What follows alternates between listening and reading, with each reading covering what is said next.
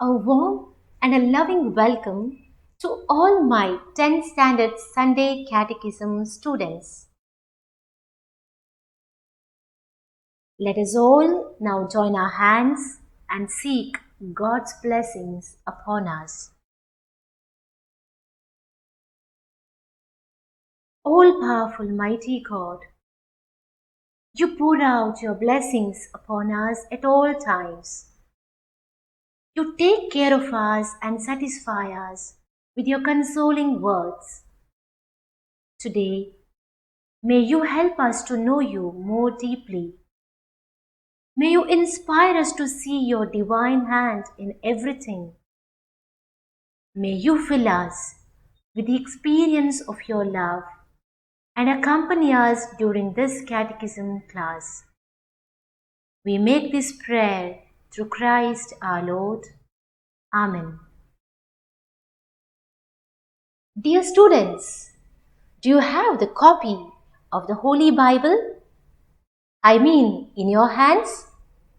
If not, please get up and take the copy of the Bible in your hand and continue to reflect. Well, have you all visited pilgrimage centers? I know most of you will answer positively to this question by saying a firm yes, because the pilgrimage center dedicated to St. Lawrence at Kakal is well known in Karnataka and is very close to us. This holy center invites pilgrims to faith experience and devotion. It also encourages believers to lead a life of trust in God. This basilica has a wonderful history of its origin. Placed amidst placid greenery, the Attur parish has a rich history with its origin tracking back to 1759. Regional history tells us that the Christians of this place were among those who underwent the captivity by Tipu Sultan. Tipu was a tyrant who forced Islam on other faiths, especially Christians. Those who suffered the tyranny of Tipu Sultan and yet survived returned to their respective places to build houses for themselves, their churches, and their faith.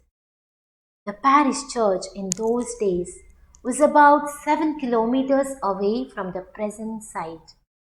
Tipu destroyed it and took the Christians as captives to Srirangapatna near Mysore. At the end of the captivity, the Christians who returned put up a small church building of thatched roof on the way to Nakre in 1801 under the leadership of a Goan priest. The church at Nakre was too old for religious functions, so the parishioners and their Goan parish priest were on the lookout for a proper location to build a new church. They carried with them the statue of St. Lawrence, 1 foot in height. On the way, as they were thirsty and tired, they placed the statue on the ground and quenched their thirst with the pure spring water and rested there. After some time, they decided to continue their search for a suitable place. But when they tried to lift the statue of St. Lawrence, it would not move as if it was rooted firmly in the ground.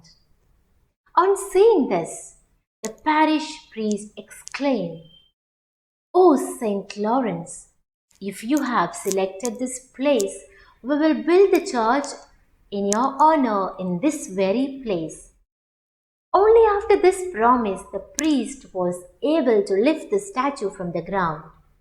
So on the same spot, the present church was built in the year 1839. Within a short time, this church turned out to be a center of pilgrimage, attracting so many people of all faiths. Devotees began to flow in from the surrounding places. Many favors were received by them through the intercession of Saint Lawrence. The miraculous statue of St. Lawrence became a holy statue for veneration, and the place gradually developed and was declared by the church as a shrine and now as a basilica. God chose this place in order to teach all his children to follow Jesus through his martyr Saint Lawrence. Today, pilgrims from all sides come to this sacred place in large numbers. They experience the sacredness and glory of this place through prayer, meditation, and vows, which help them to be like Saint Lawrence, a true witness to the love of Jesus. The St. Lawrence Pilgrimage Center, which has been given by God, has become a spiritual inheritance to the believers of the Diocese of Udupi and neighboring dioceses. In the same way, in order to obtain their spiritual inheritance, God promised a land of their own to his chosen people, the Israelites. This land is a land of Canaan, a land flowing with milk and honey. During this time, we shall reflect how God gave this promised land to his people, to his own Israelites. Let us now take the Holy Bible and read the book of Joshua, chapters 1 and 11. A reading from the book of Joshua, chapter 1, verses 1 to 5. After the death of Moses, the servant of the Lord spoke to Joshua son of Nun, saying, My servant Moses is dead. Now proceed to cross the Jordan, you and all this people, into the land that I am giving to them, to the Israelites. Every place that the sole of your foot will tread upon, I have given to you, as I promised to Moses. From the wilderness and the Lebanon, as far as the great river, the river Euphrates, all the land of the Hittites, to the great sea in the west shall be your territory. No one shall be able to stand against you all the days of your life. As I was with Moses, so I'll be with you. I will not fail you or forsake you. Chapter 11, verses 16 and 23. So Joshua took all that land, the hill country, and all the Negev, and all the land of Goshen, and the lowland, and the Arabah, and the hill country of Israel, and its lowland. So Joshua took the whole land, according to all that the Lord had spoken to Moses. And Joshua gave it for an inheritance to Israel, according to their tribal allotments. And the land had rest from war. The word of God. Thanks be to God. Let me now read the word of God before you again. After the death of Moses, the servant of the Lord spoke to Joshua son of Nun, Moses' assistant, saying, My servant Moses is dead. Now proceed to cross the Jordan, you and all this people, into the land that I am giving to them, to the Israelites. I have given to you, as I promised to Moses. No one shall be able to stand against you all the days of your life. As I was with Moses, so I will be with you. I will not fail you or forsake you.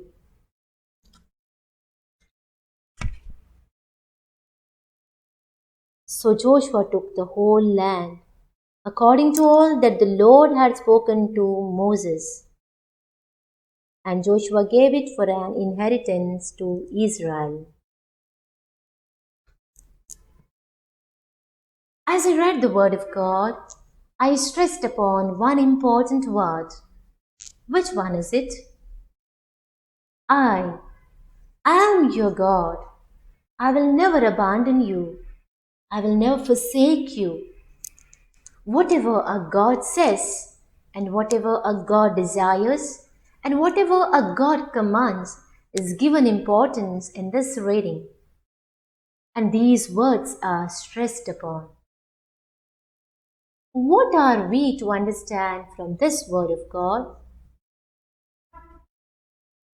What God says, He does it. What God says, He does it. What did God say to Moses? We read it in the book of Exodus. Go, leave this place, you and the people whom you have brought up out of the land of Egypt, and go to the land of which I swore to Abraham, Isaac, and Jacob, saying, to your descendants I will give it. I will send an angel before you, and I will drive out the Canaanites, the Amorites, the Hittites, the Perizzites, the Hivites, and the Jebusites. Go up to a land flowing with milk and honey. When Abraham came from Haran to Canaan, what did God say to him at Shechem? We read it in the book of Genesis. This is the country that I am going to give to your descendants. God promised Isaac also the same thing. Do not go down to Egypt. Settle in the land that I shall show you. For to you and to your descendants I will give all these lands. Again, in the book of Genesis, we hear God saying to Jacob, the land that I gave to Abraham and Isaac I will give to you, and I will give the land to your offspring after you. When Moses reached a ripe old age, the Lord God showed him the promised land from Mount Moab and said, this is the land of which I swore to Abraham, to Isaac, and to Jacob. We read it in the book of Deuteronomy. And as a leader, Moses himself could not reach the promised land. After his death, God called Joshua to lead the chosen people to the promised land. Already, Joshua had worked as a servant of Moses. Joshua was with Moses when God made a covenant with Moses and when he brought down the tablets of the covenant from the mountain. Moses had laid his hands on him and prayed. Under the leadership of Joshua, the Israelites crossed the river Jordan on dry land with the Ark of the Covenant. After this, they planned to take possession of the land. Later, they reached Jericho and set an ambush against the city, which is called Ai, which is to the west of Bethel, and captured it. When they reached Canaan according to the command of the Lord, Joshua divided the already possessed land among the 11 tribes of Israel. To the tribe of Levi, he gave no inheritance since the Lord God had told them that he was their inheritance. If we want to know the wars that Joshua conquered in order to gain the promised land, we need to read the chapter 11 verses 16 to 23 and chapter 12. There, the list of kings who were defeated by Joshua are clearly mentioned. Let us now take chapter 11.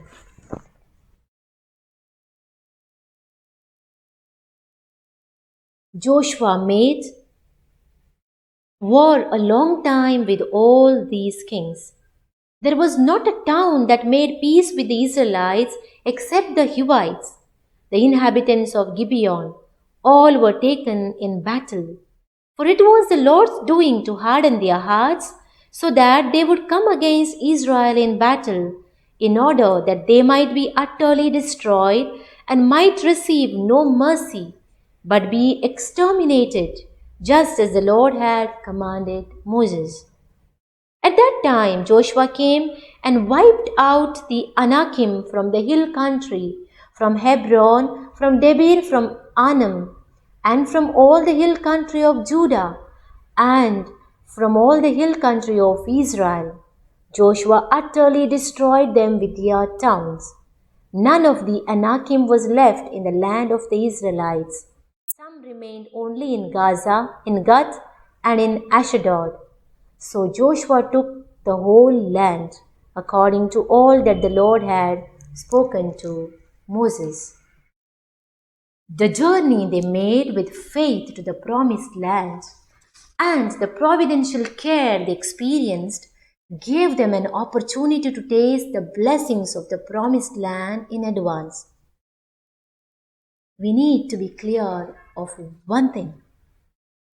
Joshua fought all these wars, true, but God was with them. He was with them throughout. He was fighting along with them all the battles. Therefore, they could get victory. Even though the land of Canaan was captured under the leadership of Joshua, it was possible only because of the mighty hand of God.